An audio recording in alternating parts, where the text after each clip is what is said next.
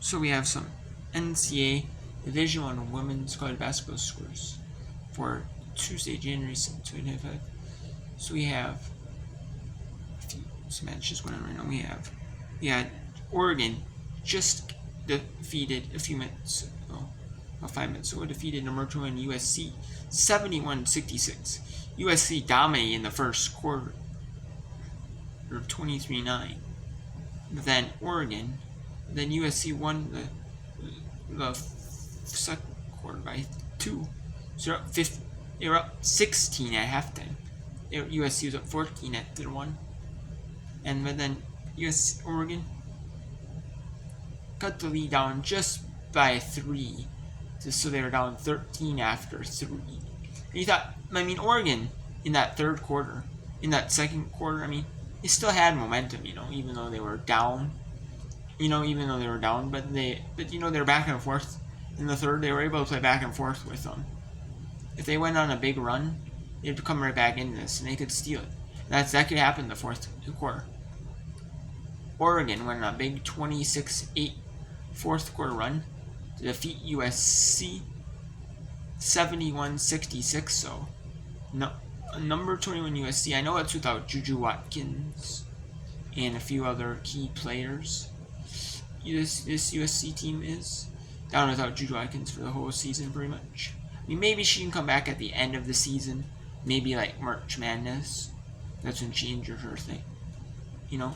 But then kind of trying to play around then. Try to develop try to actually get some minutes. Then, it's kind of tough, in like real game scenarios. So unless you do like practice game scenarios, like practice games, like 5-on-5 in practice, and treat it like it's a real game.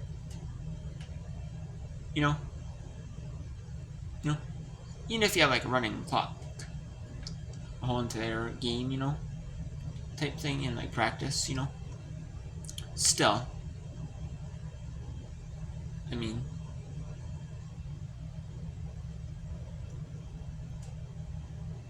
if you have like a run clock on 3 throws, like fouls, everything, just a run clock in like practice game, in like practice type, still, it's gonna be hard though. So basically, but still, you can't discount USC though. You can't. And Oregon is just really solid. And this shows that the level of, you already knew the Big Ten before from previous seasons was like you can't like pretty much discount almost any team in the Big Ten. And this really shows like this year, like. And even the teams that you think are slouches in the Big Ten, like from years past, from seasons past, like Northwestern, like Wisconsin so far. Even like some of these slouches that you think are like slouches, you can't discount, and it's tough, Like the Big Ten, and like Big Ten was already known as like one of the best basketball conferences in the country, in women's college basketball, and they're already like, and that's just, an Oregon hung tough with Michigan, went to double overtime, but Michigan won it. Hung tough though for a good chunk of that game. And then on Wednesday, there are some big games on the Wednesday. Here we have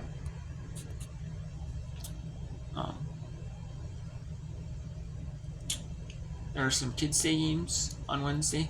Rhode Island, George Washington, Kent State, Central Michigan, Lafayette, Boston University. Then we have St. Joseph's at Davidson, a big one in the Atlantic 10. We have undefeated teams, Longwood and Charleston Southern in the Big South. Big South is new, but. And then we have Holy Cross, Lehigh, both 2-0 teams in the Marshall, G. Messenger, Southern and Southern. That's good. 2 good matchups. And then we have a big time a really actually good time. Big 12 matchup. Number 17, Texas Tech. Texas Tech, they have played a weaker schedule before in like non-conference usually, but then in conference play, they do okay. They're like average, maybe like average, in the Big 10, like last Big 12. Last year they were. Last year they were average in the Big 12, but they got themselves a WBIT berth. This year, they beat Arkansas, Mississippi State. Not the best big SEC teams, but two solid SEC Power 4 teams that show something. And they beat they beat a solid. They have a really solid win over Baylor, and then when they beat Arizona in the last game badly by 31 points, and they basically in that game were like the coaches for Texas Tech, like Kristen Gerlich and her assistant coaches and all that, were basically treating it like they were down, like they might have been down by like 10 points or something like that. It was like, wow, they want them to go on, and yeah, and people are saying, I've heard things like Texas Tech, like it's kind of like the assistants at Texas Tech. No, I mean it's hard to keep track of every team, but like I always follow like the NCAA women's, the NCW subreddit on Reddit, and that's the NCAA women's. So I'm surprised not NCAA WBB, like women's basketball, but it's just W for short.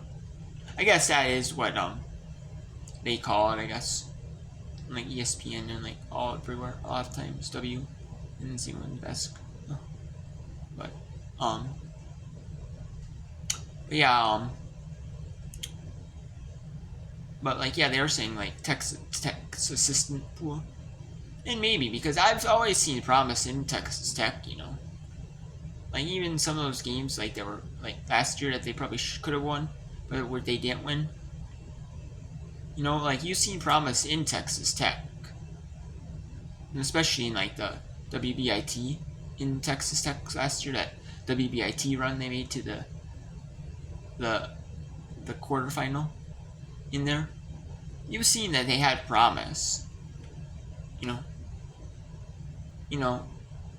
but and then this year, just there's some teams like top teams in the Big 10, Big 12 that they could lose to, like Iowa State, like West Virginia, like you have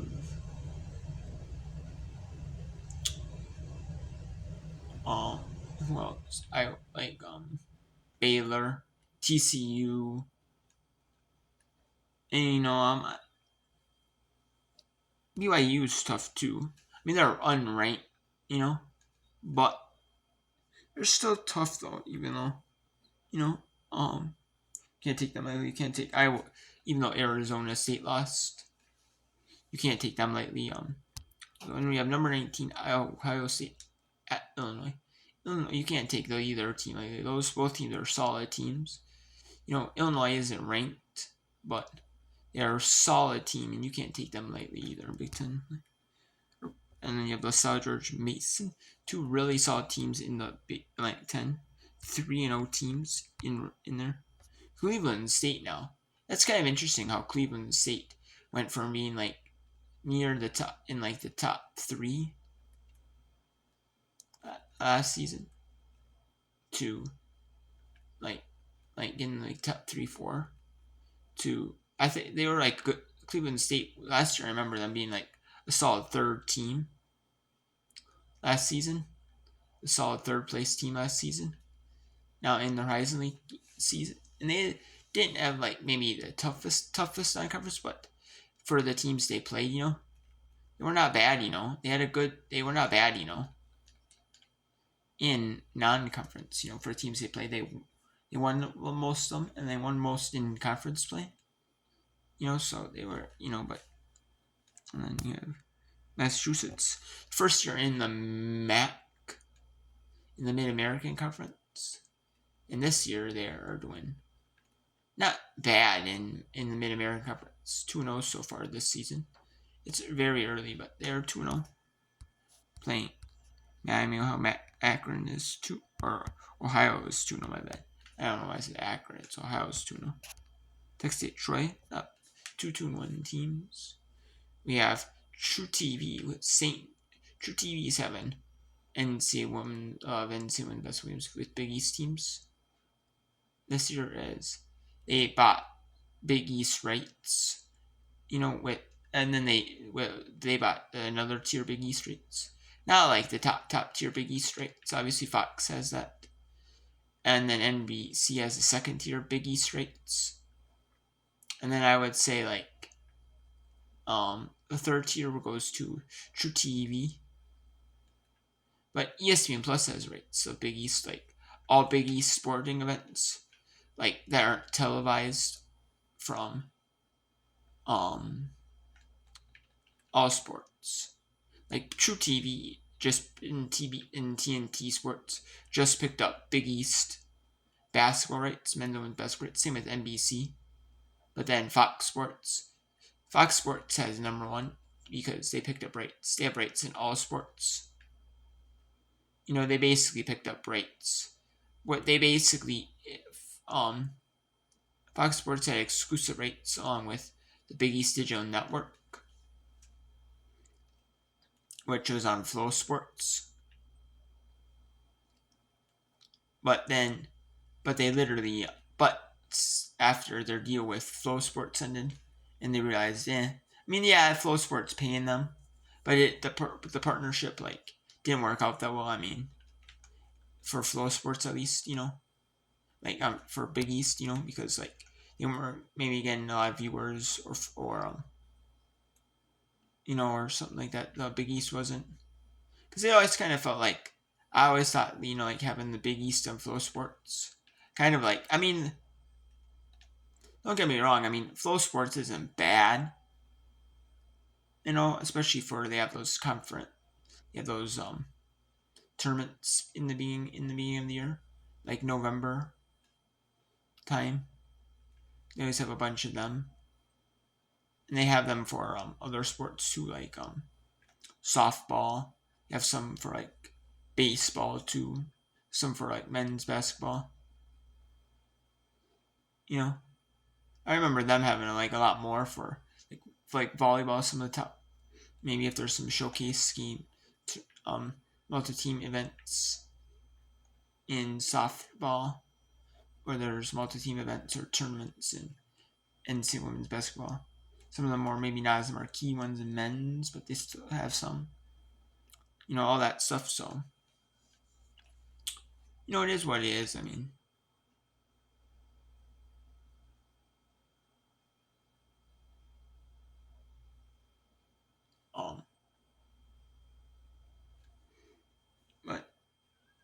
But yeah, it just felt kind of like the bottom tier.